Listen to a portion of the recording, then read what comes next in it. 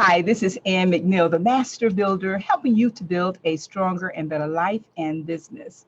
And I am coming on to encourage, to inspire, and to uplift with a daily reading from the book Think and Grow Rich by Napoleon Hill. And I'm on chapter 2. So if you've been joining in, I want to encourage you to continue to do so. I also want to encourage you to read along as I'm reading daily, which is my challenge in keeping my commitment to come on and just share a few words during these wonderful times of opportunity to grow. And I want to encourage you the fact that your life is really a collection of experiences.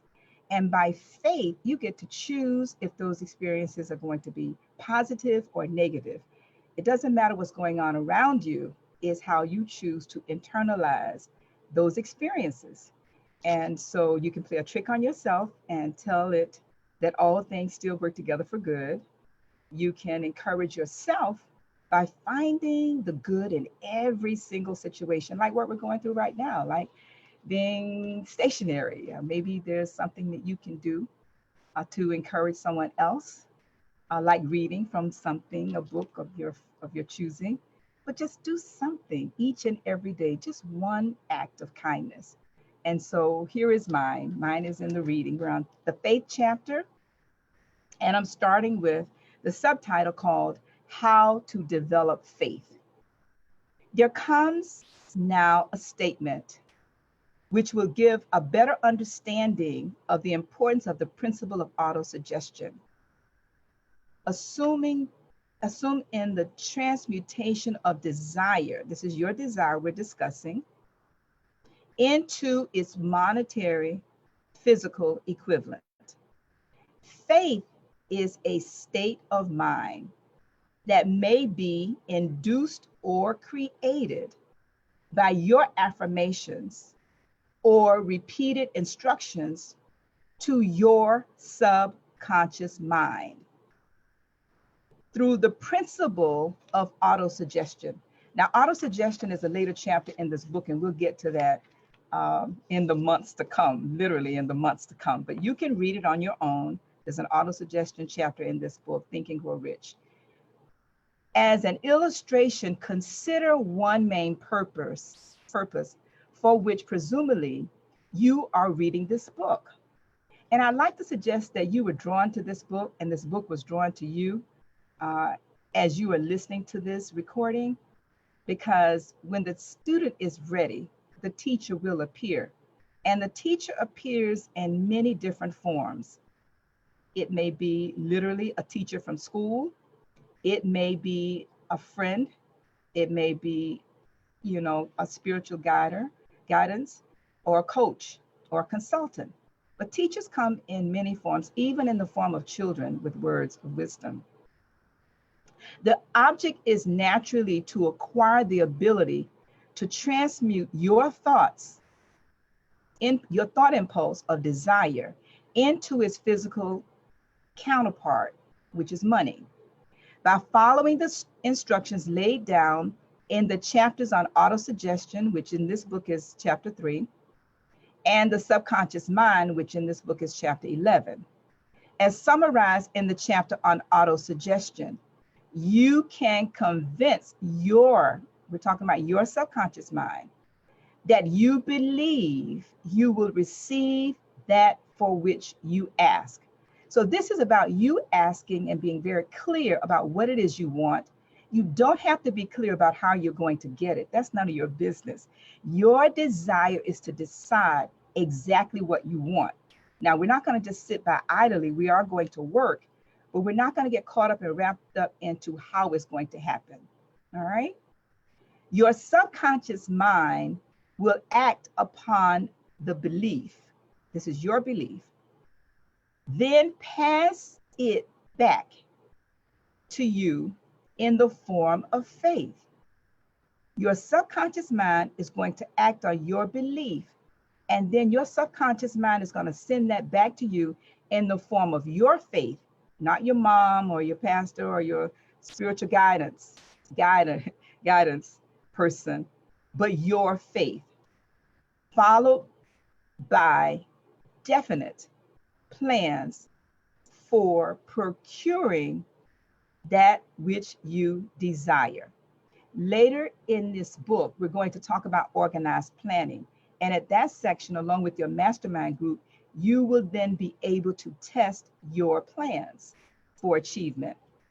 The method by which one develops faith where it does not already exist is extremely difficult to describe, almost as difficult, in fact, as it would be to describe the color of red to a blind person. Let's think about that for a moment. Wow. To a blind person who has never seen color and has nothing with which to compare that which you desire. Faith is a state of mind. Faith is a state of mind which can be developed at will after you have mastered the 13 principles in this book, because it is a state of mind which develops through voluntary application and use of these principles. A state of mind. Your faith is a state of mind. And I'll encourage and challenge you that when you sat down in that chair that you're sitting, or if you're standing, when you sat in a chair, any chair, you had the faith that that chair would hold you. When you took a step this morning, you had the faith that you would be able to take the next step, and the next step, and then the next step. That faith comes from a repetition that you've created over years of taking the next step. You don't think about taking this next step, you just take it by faith. When you sit in a chair, you don't think about it. You just sit in the chair, and by faith, you know that chair is going to hold you. Well, this principle of faith is exactly the same way. There are many things in your life that by faith you can achieve if you just take, yes, the next step and the next step. And I think that with that definition of faith, is anything is possible for you if you would just believe in the faith. That's a good possibility, right? Repetition or affirmation of orders to your subconscious mind is the only method of voluntary development of emotions of faith. Repetition or affirmation of orders to your subconscious mind is the only method. And I shared previously on this reading that faith comes by hearing. We've always heard that. Faith cometh by hearing. Faith also comes by hearing the word. Now, whatever the word is for you, it is hearing and hearing and hearing. It's the repetition of hearing that word. Well, I would like to challenge you today that your faith can also come from the affirmations that you create for yourself, preferably positive affirmations that you repeat like a prayer. Affirmations that you write, that you repeat over and over and over again, and eventually you will begin to believe that because your subconscious mind is picking up the vibrations of thought, your thoughts. Perhaps the meaning will be made clear through the following explanation of how individuals sometimes become criminals. You know, I think that might be a good place to stop. We're going to start maybe doing cliffhangers so that we encourage you to join us for the following episode, where my commitment to come on this recording to encourage, to inspire, and to uplift. We're reading in the book Think and Grow Rich by Napoleon Hill, and we're on the faith chapter, and we're discussing how to develop faith. And I'm actually on page 46 where I'm going to stop, because now the author is going to give us an example of how faith is developed in the negative. And I think many of us can relate to this. As we grow up, we've been exposed to things and people and places, and that may not be as encouraging, supportive of your dreams and your hopes, like negative news. Okay, so I'm going to stop here before getting into how individuals sometimes become criminals.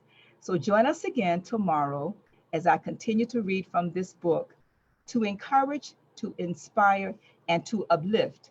And I want to encourage and inspire, uplift you, and thank you for joining as we continue to walk through this book each and every day, doing just a little, just a little. All right. Thank you for thinking and growing with us. Thank you.